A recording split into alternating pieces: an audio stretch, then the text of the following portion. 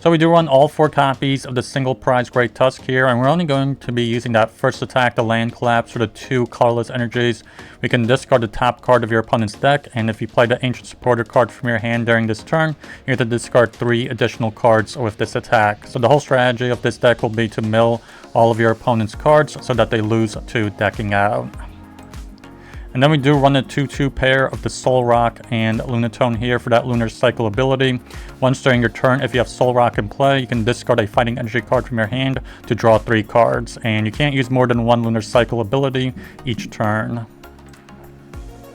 And then we do have the 1 copy of this Abra here for that ability Teleporter. Once during your turn, if this Pokemon is in the active spot, you can shuffle it and all attached cards back into your deck. So this is going to be a pretty clever way of constantly shuffling cards back into your deck so that we never lose to decking out.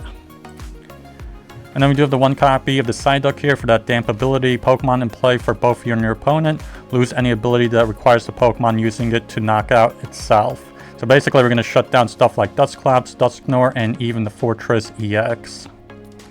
And then lastly, we have the 1 copy of the Ethan Sudowoodo for some retreat lock with the Impound attack. During your opponent's next turn, the defending Pokemon can't retreat.